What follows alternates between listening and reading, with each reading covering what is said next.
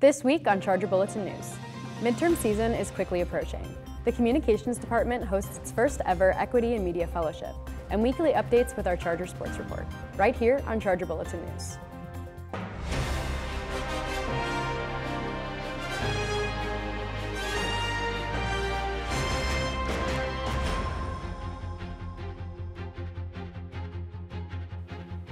Hello, and thank you for tuning in to another week of Charger Bulletin News. My name is Hayden Leach. And I'm Noelle Miller.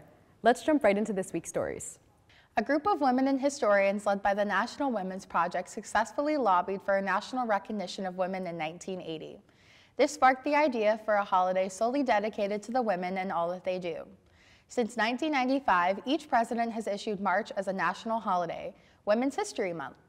Beginning March 1st, Women's History Month is in full celebration on campus. The month is set aside each year to honor women's contribution in American history, as well as here on campus. Make sure to show some appreciation for the extraordinary women on campus and in your life.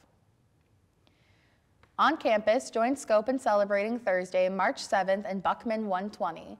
This event will feature a guest speaker and activities and an award ceremony. As the march is quickly approaching, there will be many more events honoring all the amazing women we have on campus. Don't forget to show your appreciation and thanks to the most impactful women in your life this March. The Center of Learning Resources is hosting several workshops this upcoming week. These workshops are open to all university students at any skill level. They will be hosting two separate workshops this week. Tuesday, they will be running a grant writing workshop in Maxi 118A. It will be from 3:30 to 4:30, prioritizing an introduction of grant writing that focuses on foundation grants. This workshop is geared toward those interested in learning a new writing skill or for those who plan to work in a nonprofit social service environment. The CLR will also be holding a web development with HTML workshop later in March on the 29th. This will be held on Zoom from 12 o'clock to 1 o'clock, mainly geared towards those who are seeking hands-on experience with HTML or CSS. These workshops do not require any pre-registration prior to the event. Just make sure you have your student ID handy. For more information about our campus CLR, you can reach them via email at clr@newhaven.edu or stop by in person. They are located in the basement level of the Peterson Library. Now let's head to Hannah Ferrara, who has an update on the Charger Sports Report. Let's head to her for more on that and the world of sports. Hello and welcome to the Charger Sports Report. My name is Hannah Ferrara. Let's get right into it. Both women's and men's basketball teams traveled north to St. Aislinn last Wednesday.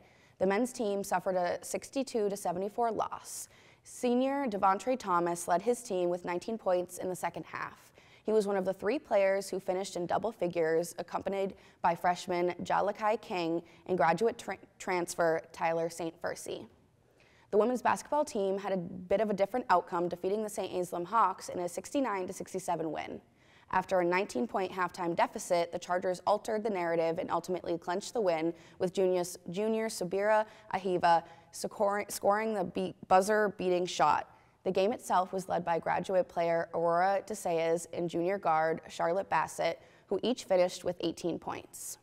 The men's and women's track and field teams traveled a short distance this past weekend in the last chance meet against rival Southern Connecticut State. Some notable mentions for the women's team included Savannah Sistrunk taking home the first win of the meet in the 55-meter dash with a final time of 7.38. Taking first and second in the 55-meter hurdles, runner Jada Kamatha finished first with a final time of 8.38, and her teammate Anaya Bush coming in second with an 8.6 finish. For throwing, Isabel Robinson finished third overall with a mark of 10.98 meters. For the men's team, Niall Colson finished second overall with a final team of 6.59. In men's 55-meter hurdles, Jordani Deli and Jordan Emily finished almost simultaneously, with Deli's final time of 7.56 and Emily's finishing third overall crossing in 7.72. Jackie Mariscott finished second overall with a mark of 13.43 meters. The men and women's track and field teams will travel to Boston this weekend to the New England Indoor Field and Track Championships. The baseball team also traveled this weekend with several games in Myrtle Beach. They kicked off the weekend with a 6-1 win against Chestnut Hill this past Friday. The weekend remaining was not nearly as successful, suffering 2 losses against Wilmington University on Saturday and a 4-9 loss against Post University on Sunday. The baseball team will be home this weekend against Pelican University this Saturday at noon. The women's lacrosse team will face Mercy in New York this Wednesday, February 28th at 3 p.m., and they will also host Dominican University this Saturday at 1 p.m. That's all there is this week for Charger Sports Report. We wish good luck to the track and field teams traveling to the New England Championships this weekend, as well as the good luck to all Chargers in their games this week. I'm Hannah Ferrara. Now let's head back to the desk. With March around the corner, we are officially entering midterm season. Elisa Brochet has more on what to expect prior to spring break and more with student life. Take it away, Elisa. Thanks, Hayden. Welcome back to Student Life. I'm Elisa Brochet. Let's get right into this week's stories. It's finally homecoming week. We will be kicking off the weekend on Thursday with USGA's pep rally in the Bixler Gerber Quad from 5 to 7 p.m. They will be hosting a barbecue, giving out free swag, and showcasing performances throughout the night. Then, Saturday morning, tailgating will kick off bright and early at 9 a.m. and go all the way until 4 p.m., keeping the energy in the North Lot alive when past kickoff. Fraternity and sorority life organizations are diving deep into their philanthropies this month. While Sigma Alpha Epsilon just wrapped up their Pi Alpha Week in support of their philanthropies this week, Pi Sigma Sigma has also dedicated their time for the American Foundation for Suicide Prevention. During their AFSP week, the sister tabled on campus, held fundraising events, and attended the organization's walk on October 1st. Delta Phi Epsilon has been holding their fundraisers for the Cystic Fibrosis Foundation, including a cornhole tournament on Monday night that collected donations for the cause. Head over to any of the FSL organizations on Instagram for more information on how to donate to their philanthropies. That's all for Student Life this week. Now let's hear from Amanda Thompson, who has more about the music, TV, and film world. Take it away, Amanda. If you've been keeping up with Charger Bulletin, then you already know that we love to cover all things Taylor Swift. If you've been on Instagram recently, then you know that Swiftie Math took over with the Chiefs being in the Super Bowl and the potential of Reputation Taylor's version being announced. In a shocking turn of events, Taylor received a Grammy just a few weeks ago for her album, Midnights. Upon receiving her award, she announced a completely new album, The Tortured Poets Department, or TTPD for short. During one of her Eras Tour concerts, she stated, quote, "I think more than any of my albums that I've ever made, I needed to make it. It was really a lifeline for me. Just the things I was going through, the things I was writing about. It kind of reminded me why songwriting was something that actually gets me through my life," end quote. This album features 16 new songs. If you purchase physical copies, there will be additional bonus tracks. The Tortured Poets Department is scheduled to release on April 19th of this year. In other news, Outer Banks star Austin North was recently arrested in Las Vegas. On Tuesday, February 13th at 10:40 a.m., LA police got a report that North was attacking hospital staff. He allegedly punched a nurse, as well as shoving a second nurse and a phlebotomist. North was then subdued by security after being knocked down with a metal tray. The reason for this violent encounter? Allegedly, North was having a panic attack.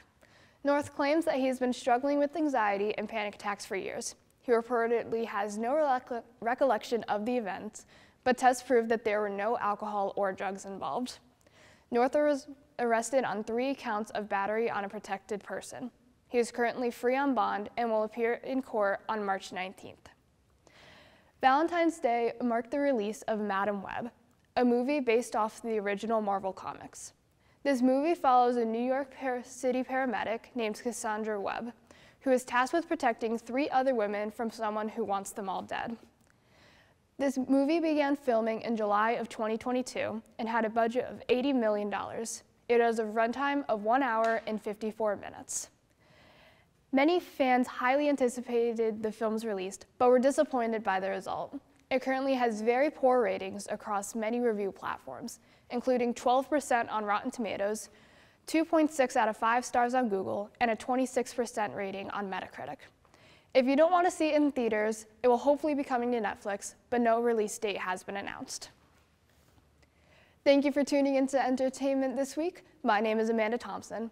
Now let's jump back to the desk to wrap up this week's episode with information on the Equity in Media Fellowship and how the university will be celebrating Pi Week. This week, the Math and Physics Department will be celebrating Pi Week. Charger Pi Week will be hosting several events and activities that capture all the ways we use math in our lives. They will be featuring puzzles, scavenger bingo, Fibonacci poems, string art, equation art, and much more. These events are open to all university students, and make sure to stop by the Math Zone in North Hall all next week to participate in all things Pi Week. Professor Wayne Edwards will be hosting the first Equity and Media Fellowship. This event will run for 2 days, each with different activities for students to participate in. On Wednesday, February 28th, a discussion panel will take place at 10 a.m. in the Bucknell Theater. The event is open to all students on campus, with the goal to provide students networking connections between diverse professionals in film, digital media, sales, entertainment, law, and storytelling. Some speakers that will attend are Antonia McDonald, founder, CEO, and creative officer of KUAMP Inc., and is also an alumni of the university. Another is Daniel Mogg, digital TV and film producer and director at Mogg Media, and Tony Franklin, VP, Advertising Sales and Client Partnership at DirecTV. Speakers will also be attending breakout sessions after the discussion, where students will have the opportunity to ask more questions and learn more about the industry. These sessions will also include small group activities and movie screenings. On Thursday, February 29th, Edwards will host 2 In Conversations at 10 a.m. in Bergami 115. This event will consist of one-on-one interviews, which is open to all students on campus. Then later, from 1 to 3 p.m., there will be another round of breakout sessions of small groups and movie screenings. Doors open in Bucknell Theater at 9:30 a.m. We encourage all students to attend.